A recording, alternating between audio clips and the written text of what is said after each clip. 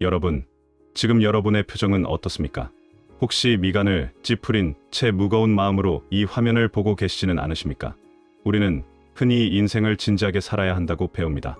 가볍게 웃고 떠드는 것은 철없어 보이고 심각한 표정으로 고뇌하는 것이야말로 성숙한 어른의 태도라고 착각하곤 하죠.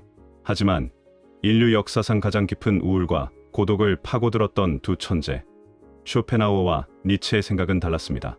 이 두 철학자는 삶을 고통 그 자체로 정의했습니다. 쇼펜하우어는 인생을 끊임없는 욕망과 권태 사이를 오가는 시계추라고 했고, 니체는 신이 죽어버린 허무한 세상에서 인간은 짐승과 초인 사이를 잇는 위태로운 밧줄이라고 말했죠. 그런데 참으로 아이러니하지 않습니까? 이토록 염세적이고 냉철했던 두 사람이 삶의 바닥에서 길어올린 최후의 생존 전략은 다름 아닌 명랑함이었습니다.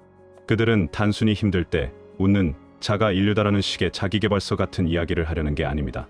이들이 말한 명랑함은 행복해서 나오는 웃음이 아니라 처절한 비극 앞에서도 나를 지키기 위해 의도적으로 꺼내 들어야 하는 날카로운 것과 같습니다. 현대 심리학과 뇌과학의 관점에서 봐도 이들의 통찰은 놀랍도록 정확합니다. 우리 뇌는 부정적인 정보에 10배 더 민감하게 반응하도록 설계되어 있습니다. 가만히 있으면 우리는 자연스럽게 불안과 우울이라는 중력에 끌려 내려가게 됩니다. 즉, 우울함은 본능이고 명랑함은 훈련된 지능이라는 것입니다. 오늘 저는 여러분께 니체와 쇼펜하우어가 발견한 이 명랑함의 진짜 정체를 알려드리려 합니다. 이것은 성격 좋은 사람들의 전유물이 아닙니다. 지옥 같은 현실 속에서도 내 영혼을 파괴되지 않게 지키는 가장 강력한 방패이자 운명을 내 편으로 만드는 고도의 심리 전술입니다. 만약 여러분이 지금 도저히 웃을 수 없는 상황에 놓여 있다면, 혹은 미래에 대한 불안으로 잠 못 이루고 있다면, 오늘 이야기는 여러분의 생존 매뉴얼이 될 것입니다. 고통을 피할 수 없다면 우리는 과연 어떤 표정으로 이 비를 맞아야 할까요? 철학자들이 숨겨둔 그 비밀스러운 무기를 지금부터 여러분께 건네드립니다. 먼저 쇼펜하우어의 이야기부터 시작해보죠. 그는 평생을 독신으로 살며 인간 혐오에 가까운 비관주의를 고수했던 철학자입니다. 그런 그가 자신의 저서 소품과 부록에서 남긴 말은 우리 뒤통수를 강타합니다. 명랑함은 행복이라는 보상을 받기 위한 은행수표가 아니라 그 자체로 즉시 통용되는 현찰이다. 우리는 보통 어떻게 생각합니까? 이 프로젝트만 성공하면 웃을 수 있을 거야. 집을 사면 행복해질 거야. 빚을 다 갚으면 마음이 편해질 거야. 우리는 행복을 늘 미래의 어음이나 수표로 미뤄둡니다. 하지만 쇼펜하우어는 냉정하게 말합니다. 미래는 오지 않은 환상이고 과거는 지나간 유령이다. 우리가 가진 유일한 실체는 지금 이 순간뿐인데, 이 순간을 고통 없이 견디게 해주는 유일한 화폐가 바로 명랑함이라는 것입니다. 경제학적으로 접근해 볼까요? 우리가 걱정과 근심으로 보내는 시간은 매몰 비용입니다. 이미 벌어진 일, 바꿀 수 없는 상황에 대해 심각하게 고민한다고 해서 결과가 달라지지는 않습니다. 오히려 코르티솔이라는 스트레스 호르몬만 분비시켜 판단력을 흐리게 만들죠.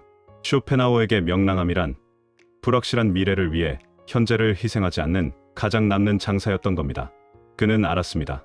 심각한 표정으로 100년을 사는 부자보다 명랑한 마음으로 오늘을 사는 것이 훨씬 더 삶의 본질에 가깝다는 것을 말이죠. 쇼펜하우어가 명랑함을 고통을 견디는 진통제로 봤다면, 니체는 여기서 한 발 더 나아갑니다. 그는 명랑함을 운명과 싸워 이기는 무기로 정의했습니다. 니체는 차라투스트라는 이렇게 말했다 해서 중력의 영이라는 개념을 이야기합니다. 삶은 끊임없이 우리를 바닥으로 끌어내립니다. 실패, 이별, 질병, 가난, 이 모든 것은 중력처럼 우리 어깨를 짓누릅니다. 대부분의 사람은 이 무게에 짓눌려 인생은 원래 무거운 거야라며 낙타처럼 묵묵히 고통을 짊어집니다. 하지만 니체는 소리칩니다. 그 무게를 비웃어라. 춤을 춰라. 이것이 바로 니체가 말한 어린아이의 단계입니다. 어린아이는 넘어져도 금방 툭 털고 일어나 웃습니다. 심각하게 나의 넘어짐은 역사적으로 어떤 의미가 있는가? 라고 고뇌하지 않습니다. 그저 다시 놀이를 시작할 뿐입니다.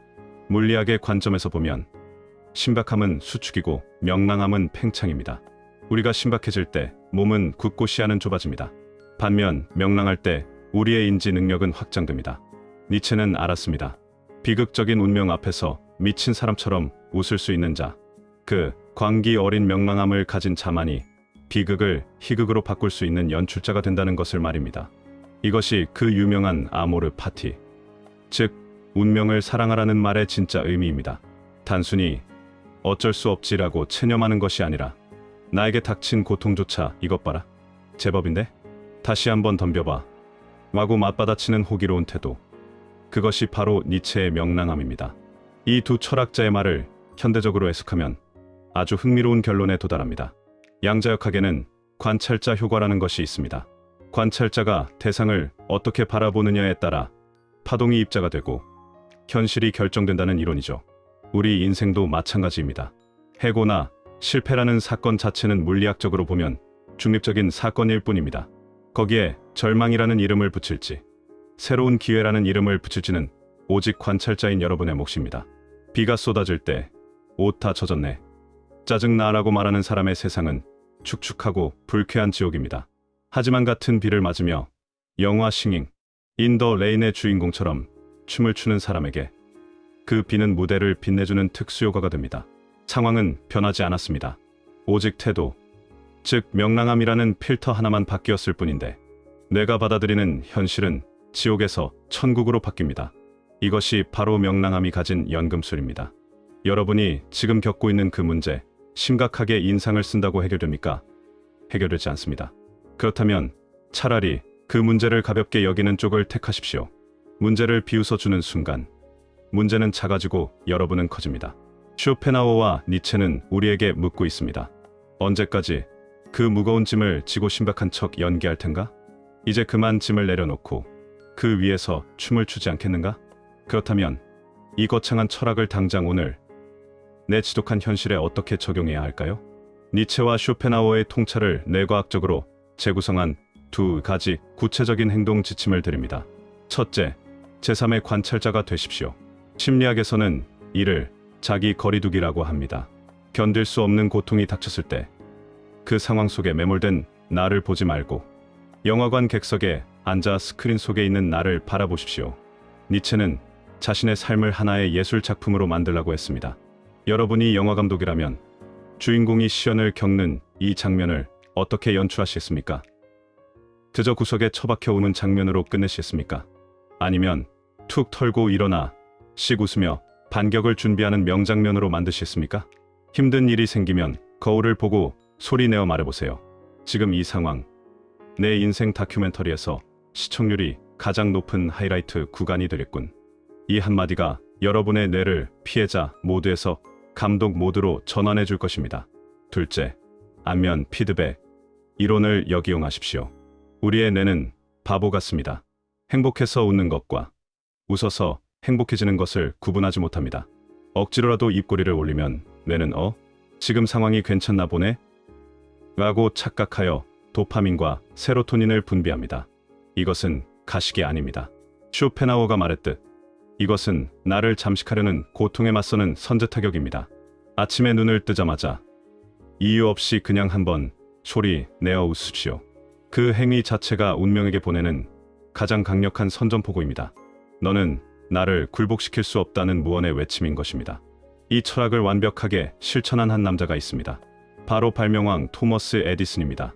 1914년 그의 거대한 실험실에 대화재가 발생했습니다. 평생의 연구 결과가 잿더미가 되는 순간이었죠. 아들은 아버지가 절망하여 쓰러질까봐 걱정하며 달려갔습니다. 하지만 불길을 바라보는 에디슨의 표정은 기묘했습니다. 그는 멍하니 서 있는 아들에게 이렇게 소리쳤습니다.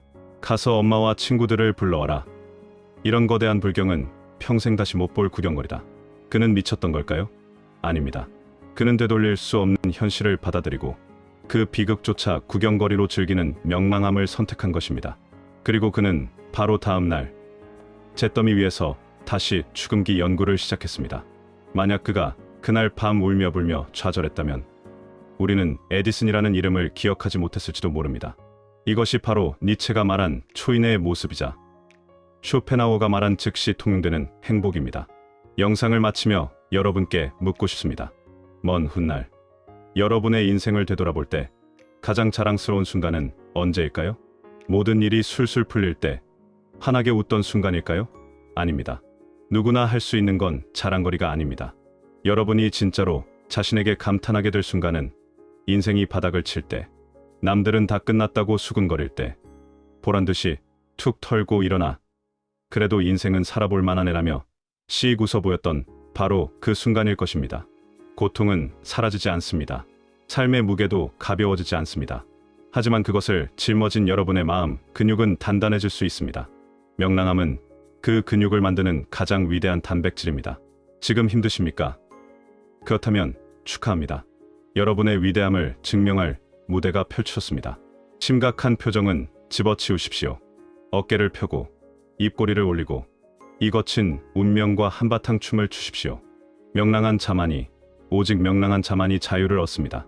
오늘 이 영상이 여러분의 마음속에 작은 촛불 하나를 켜길 바랍니다. 이 뜨거운 명랑함을 간직하고 싶은 분들은 댓글에 이렇게 남겨주세요. 나는 비극 앞에서도 춤을 추겠다. 여러분의 그 선언이 앞으로 펼쳐질 인생의 복선이 될 것입니다. 시청해 주셔서 감사합니다.